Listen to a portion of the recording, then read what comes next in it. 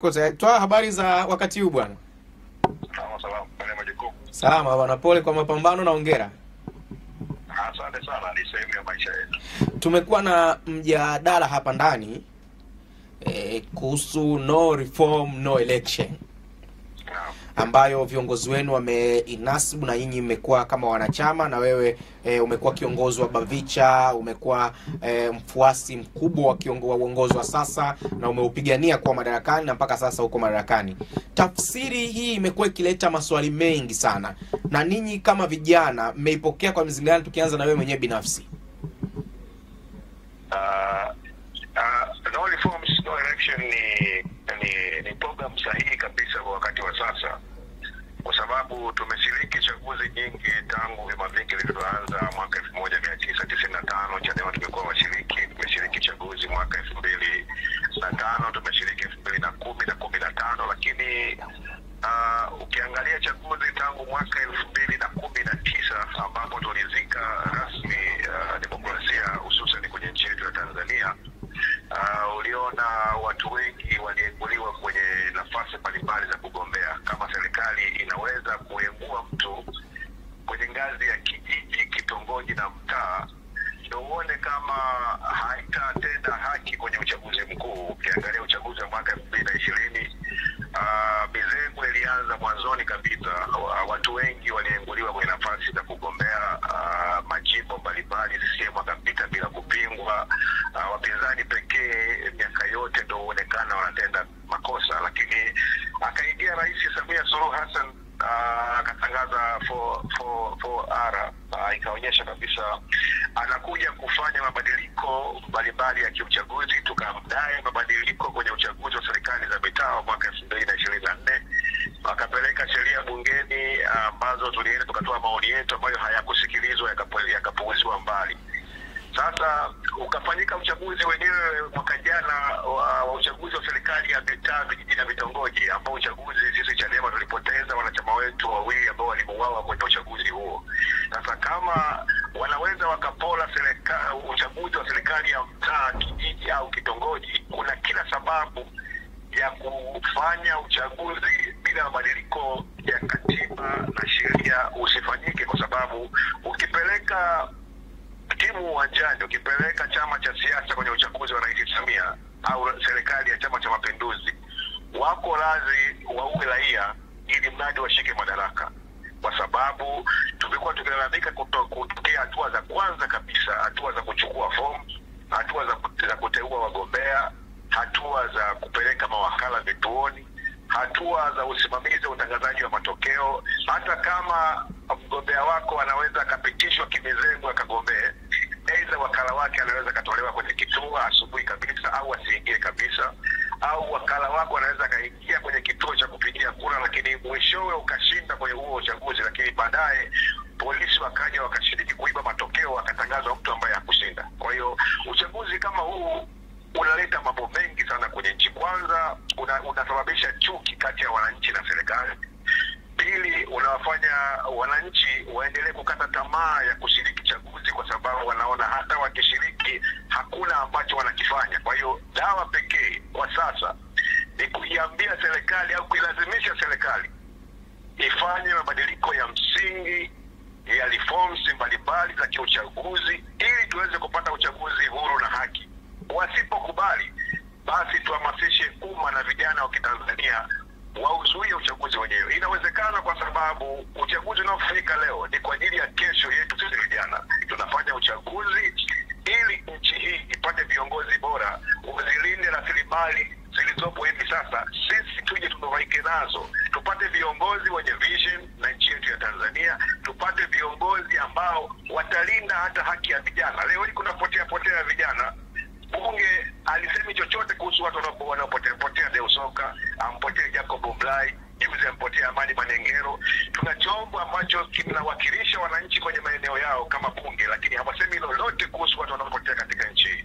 Kwa hiyo kupeleka timu uwanjani wakati refari ndio anaamua wakati mchezaji mwenzako anaamua refa awe nani, anatengeneza magoli na kiwanja, lakini pia anaweka makamisa wa mchezo, huo uchaguzi hautakuwa fair. Kwa hiyo na maana tutakuja na no reforms, no election, na tunamaanisha tutapita kila kona ya nchi hii kwenda kutoa elimu kwa Watanzania, kwa sababu hata chama chochote ambacho kitataka kushiriki uchaguzi huu hawezi kupata haki chini ya tume iliyopo hivi sasa. Kwa namna gani mnadhani hiyo elimu mnayotoa inaweza ikaingia masikioni mwa Watanzania, kwa sababu watu wakati huu ambao tunazungumza tayari Tume Huru ya Taifa ya Uchaguzi ambao nyinyi hamuiamini tayari imeanza zoezi la uandikishaji wa daftari la kudumu la mpiga kura. Kwa hiyo ni kama vile mchakato wa uchaguzi umeanza na nyinyi ndio kwanza mnajipanga kwenda kutoa elimu. Hatutoi elimu kwa sababu Watanzania hawahitaji kupewa elimu ya unyang'anyi wa uchaguzi. Elimu ya unyang'anyi wa uchaguzi wanaijua, lakini wanapaswa kuambiwa wachukue njia gani ili kuzuia unyang'anyi huo, kwa sababu watu wameanza kudai mabadiliko ya katiba tangu mwaka 1993 baada tu ya vyama vingi kuanza mwaka 92. Watu wanajua namna gani ya unyang'anyi wa Chama cha Mapinduzi, wanajua mauaji yanayofanyika kwenye uchaguzi, kwa sababu Watanzania ndio wanashiriki licha ya mchakato wa uandikishaji, kwa sababu uandikishaji ni takwa la kisheria, lakini pia tunajua uchaguzi ni takwa la kisheria, lakini takwa la kisheria liendane na haki. Sisi kama Bavicha tumezunguka nchi nzima kuuisha mchakato wa katiba mpya. Chama cha siasa, Chama cha Mapinduzi, kililizia kwenda kwenye maliziano na Chadema, kazi ambayo ilifanywa na Chadema kuzunguka nchi nzima, na baadaye tulimwalika mwenyekiti wetu kwenye mkutano wa Mwanza, Mheshimiwa Freeman Mbowe, akatoa kesi ya ugaidi. Kazi hiyo ilifanywa na sisi Bavicha, mimi nikiwa katibu mwenezi wa kipindi hicho wa baraza la vijana wa Chadema wa Bavicha. Kazi hii tunaijua vizuri kabisa, tunajua wapi pa kushika, wapi pa kupress, ili serikali iweze kwenda na kusikiliza maoni ya wananchi. Kama hawatasikiliza kwa sasa, basi tutakwenda hatua ya pili ya kuzuia uchaguzi wenyewe, kwani sisi tunaamini katika nguvu ya umma, na Watanzania wakizuia uchaguzi ambao hautakwenda kutenda haki kwa nchi hii, kwanza walikuwa wameokoa kodi zao, pili wamekuwa wanaishinikiza serikali iwapelekee wawakilishi ambao watawasikiliza wao. Wakilalamika tuna maisha magumu, watasimama upande wao, watazungumza. Vijana wakilalamika kuhusu ajira, basi wabunge bungeni, bunge litatikisika na kujadili hoja hiyo. Lakini kwa sasa tunawachumia tumbo ambao hawajali maslahi ya Watanzania na hawajali maslahi ya sisi vijana pia kwenye chetu ya Tanzania. Twaha, mmesema kwamba kwa muda huu mnahitaji kufanya ile zoezi lenu la kuhakikisha watu wanaweza kuelewa ni kipi ambacho wanahitajika kuweza kufanya. Watanzania bado wanapata changamoto ya kuelewa hizi reforms ambazo wanazisema Chadema. Yaani kila siku no reform, no reform, no reform, no reform. Na pengine na wengine wanaelewa tu kwamba ni kuzuia tu uchaguzi. Kwani reforms mnazozitaka nyinyi in a nutshell, kwa ufupi sana, ni zipi ambazo mnazisemea hasa? Kwa hali ya sasa, kwa sababu ni mwaka wa uchaguzi na tayari kalenda ya uchaguzi imeshatangazwa, tunahitaji mabadiliko ya katiba, lakini tuanze kwenye tunapozungumzia reforms, ni minimum reforms kwenye nafasi ya uchaguzi kwa mwaka huu, kwa sababu tupo kwenye uchaguzi. Tunahitaji tupate uchaguzi wa huru na haki, tupate bunge ambalo litakuja kuketi na kuwaletea Watanzania katiba mpya ambao watu hao wametokana na maoni yao, kwa sababu ibara ya 8 ya katiba inasema mamlaka ya viongozi watakaokuwa madarakani yanatoka kwa wananchi, na sisi kama wananchi kwa mujibu wa ibara ya 8 tuna mamlaka ya kuishinikiza serikali ifanye mabadiliko hayo, tupate uchaguzi wa huru na haki. Watanzania waelewe, bunge ndio chombo kinachotunga sheria, serikali kuu ni chombo ambacho kinasimamia sheria, lakini mahakama ni chombo ambacho kinatafsiri sheria. Kwa hiyo sheria zote ambazo zinaendesha TRA, sheria ambazo zinaendesha ajira, sheria ambazo zinaendesha sera ya kilimo nchini zinatungwa na bunge. Kwa hiyo matatizo yote yanaanzia kwenye bunge. Kwa hiyo lazima tupate mabadiliko ya kikatiba, tupate wawakilishi. Sio lazima watokee Chadema, wanaweza kutokea CCM, wakatokea ACT, wakatokea CUF, lakini wakasimamia sheria, wananchi wa nchi hii wakanufaika na matunda ya rasilimali ya nchi yao, kwa sababu wananchi wana malalamiko mengi ambayo hayasikilizwi kwa wakati na serikali, kwa sababu viongozi waliochaguliwa waliopo madarakani hawatokani na wananchi wenyewe. Kwa hiyo viongozi wa bunge hawawajibiki kwa wananchi moja kwa moja. Kwa hiyo tukihitaji mabadiliko ya kikatiba ili tuweze kupata uchaguzi wa huru na haki, tutaweza kuisaidia nchi yetu ya Tanzania. Sasa Twaha, Nafahamu wewe sio kiongozi wa chama wala sio msemaji wa chama, lakini ni mwanachama ambaye umekuwa ukitumika na chama kwa ajili ya kutoa hizo elimu na kuhamasisha vijana na kadhalika. Tayari zoezi la uandikishaji kwenye daftari la kudumu limeshakwisha kuanza na leo kwa Dar es Salaam linaendelea, na wewe ni unajiita mtoto wa kiume ni Temeke, maana yake mko Dar es Salaam. Sijakiona chama chenu kokote kule kikihamasisha watu kwenda kujiandikisha kwa ajili ya kuweza kupiga kura kwenye uchaguzi. Sasa kama chama chenu hakijahamasisha watu, ikatokea leo hamjahamasisha wanachama wenu hawajajiandikisha na hapo kwenye daftari la kudumu piga kura, alafu inafika mwezi wa 7 hizo reforms zinakuwa zimeshafanyika, maana yake mnakuwa mmechelewa. Haiwezekani kurudi tena kuja kuanza kuandikisha kwa Dar es Salaam. Muone kama mtakuwa mmepigwa knockout, au wewe unakiona chama chako kitaweza kutekeleza hili? Watu ambao wanajiandikisha eneo husika, likifika watu wanahamasishana kwenda kujiandikisha. Na tukizungumzia tunadai katiba mpya, ukiona kuna mapungufu kama haya, tumefanya uhamasishaji wa kujiandikisha miaka yote. Hata mwaka 2024 mwaka jana tumezunguka nchi nzima kwenda kuhamasisha watu wakajiandikisha kwenye daftari la mkazi, lakini watu wengi hawakujitokeza kujiandikisha kwa sababu hawana imani tena na mchakato wa uchaguzi. Hata sasa kwenda kuhamasisha watu wakajiandikishe mtaani wakati wanaona tume ambayo mwaka jana kwenye uchaguzi mdogo kabisa wa serikali ya mtaa haijatenda haki, watu wamepoteza kabisa hamu ya kushiriki masuala ya uchaguzi. Ndio maana sisi kama Chadema tunasema tunataka tusinikize mabadiliko ya mfumo wa uchaguzi.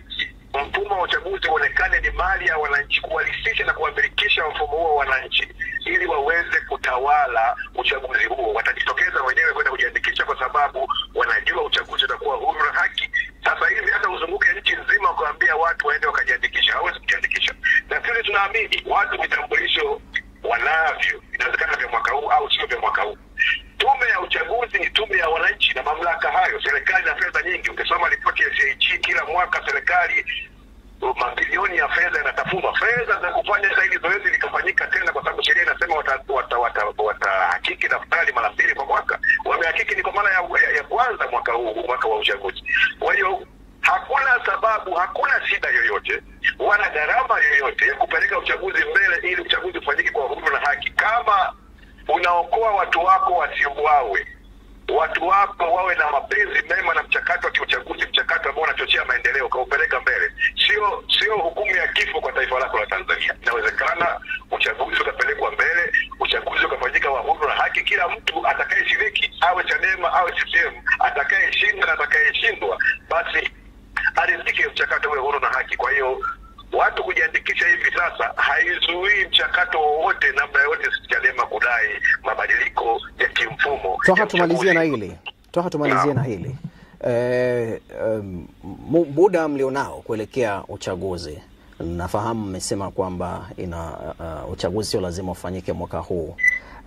Huu muda mlionao, inawezekana reforms zikafanyika. Sawa, mmesema hamuoni dalili, lakini inawezekana reforms zikafanyika. Hatujui walioko kwenye mamlaka wanawaza nini. Nyinyi binafsi mnajiona huu muda unawatosha kutoa elimu na mkaeleweka na watu wakaelewa kile ambacho mnakitaka na wakawaunga mkono? Watanzania wana elimu kubwa sana ya masuala ya uchaguzi na masuala ya mabadiliko ya mfumo wa katiba. Ndio maana ukiangalia nchi kama Jaji Sindo Warioba, ile rasimu wananchi ambao ipo kabatini, walizunguka nchi nzima na Watanzania walitoa maoni yao kwenye rasimu ya Sindo Warioba. Ni maoni mazuri kabisa kuwahi kutokea. Hata wewe mwenyewe ukiyasoma utasema hawa ndio Watanzania ambao miaka yote wanaonekana hawana akili timamu. Walitoa hayo maoni kwenye rasimu ya Sindo Warioba ambayo ni rasimu ya wananchi wenyewe. Kwa hiyo maoni ya wananchi walishayatoa, yapo kabatini kwenye serikali, ambayo ni rasimu ya Jaji Sindo Warioba, ambao Watanzania walipendekeza tume huru ya uchaguzi. Wanawake wakapendekeza 50% kwa 50 kwa wanawake kwenye kugombea kwenye uchaguzi. Lakini vile vile kulikuwa kuna sheria nyingi ambazo zimependekezwa. Wananchi walitaka pia jeshi la polisi lisiwe police force, bali liwe police service, litoke kwenye kutumia mabavu, litoe huduma kwa wananchi. Lakini vile vile Watanzania hawa ndio walidai ulinzi wa raia kupitia tume ya haki za binadamu, kama iwe huru, kuwe kuna mkurugenzi wa tume haki za binadamu aliye huru wa serikali aweze kusimamia. Kwa hiyo hawa Tanzania wanauelewa mkubwa sana wa masuala ya sheria ambazo zinalinda rasilimali za nchi hii. Kwa hiyo tunakwenda kuwakumbusha kwamba yale maoni yenu ambayo mliyatoa tunataka yafanyiwe kazi, kwa sababu bila maoni yenu ya katili ya rasimu ya katiba ya Jaji